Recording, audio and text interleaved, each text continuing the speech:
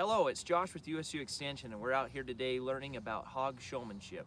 We're going to teach you some of the fundamentals of the things that you need to do to prepare yourself for the show, and we're also going to do a little bit of a mock show to give you a judge's perspective of what a judge is looking for in a showmanship ring. All right, we've got Oakley here that's going to give you guys as showmen some tips on how you can get your hogs showmanship ready for the ring and able to drive. And we're going to turn the time over to her, and she's going to give you some ideas as to what it takes to get your hogs ready to go.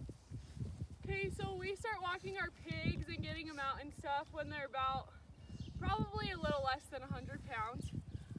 Before we start, we like to get in the pen with them a lot and make sure they're really friendly to you, make sure you brush them every day so that they're comfortable with you and so they don't run away from you or anything.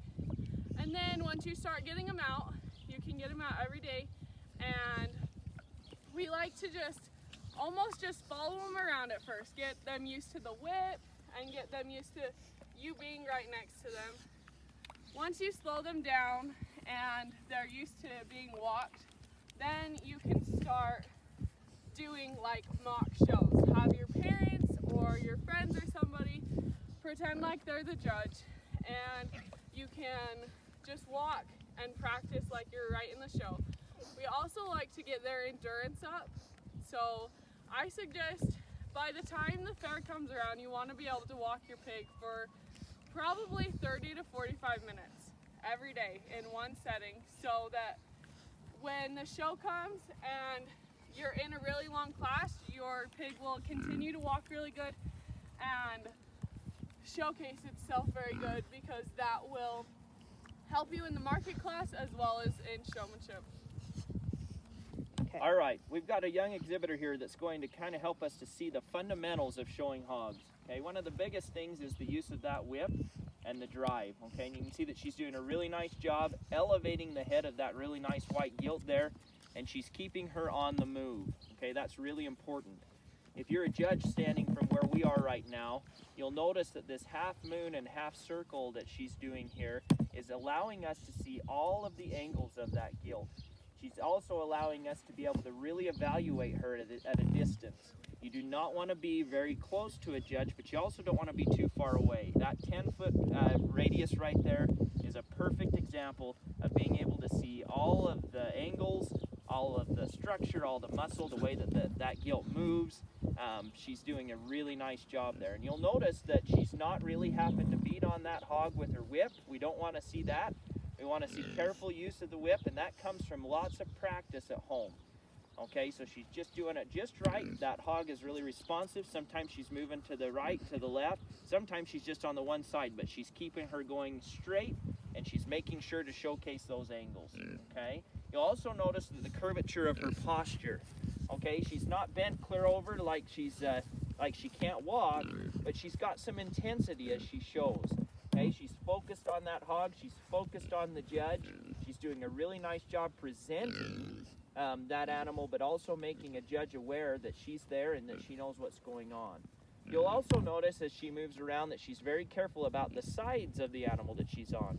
Never has she been in between us and the hog. That hog has always been between, right in the middle between us and was what we're evaluating and looking at. Okay, so again, those fundamentals, having that whip in use, having the brush and the comb ready there to go in case there's a mess that needs to be cleaned up, keeping that semicircle fashion there where the hog's going to be moving around back and forth and being able to see all the angles. Those are the basic things in showmanship, and your winner is going to be the one that can do all of those things combined the very best. Okay, we got the young lady with the black belted gilt here, and barrel, excuse me, as we move around. Okay, you're going to watch. Here I come up front. She's keeping that distance so I can evaluate that hog, and she's staying on the right side. Okay, you'll notice that. I'm going to go like this. I'm going to move behind him. Look at that. She keeps that hog turned, and she knows right where I'm at, and I'm really trying to screw her up, and she's doing an exceptional job keeping him driving. Okay, young lady right here with this white gilt. Okay, I'm going to whip around here. You can see, oh, look, she switched that side.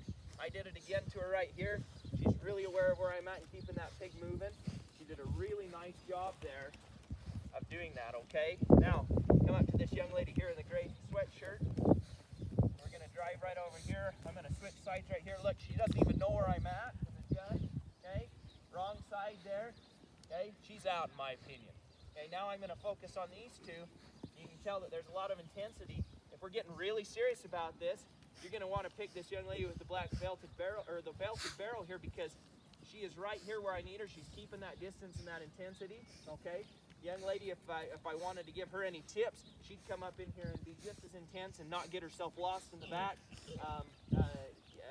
as far as the group is concerned. Okay, so that movement is really important. I'm going to walk through again, and I just want you guys to pay attention to these showmen and how they move and stay on the correct sides of these hogs as we move through as a judge.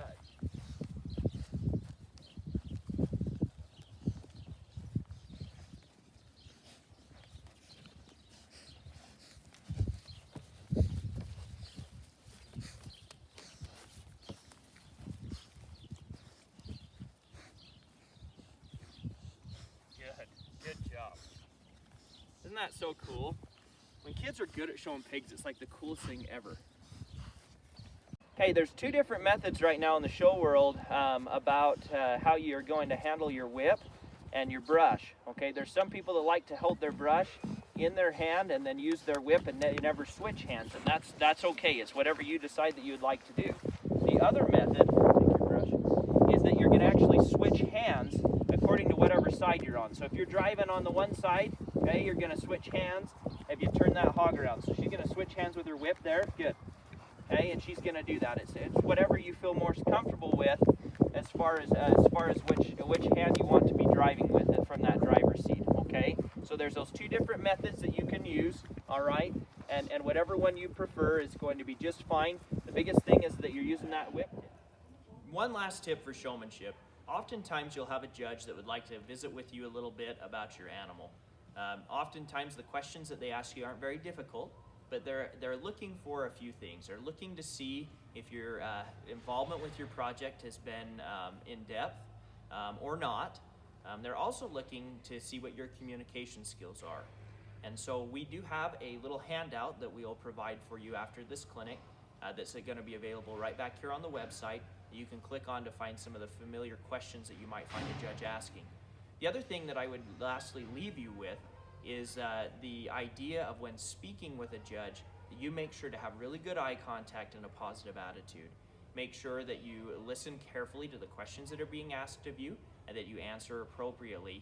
Again, eye contact and confidence will really help you when that judge is having a visit.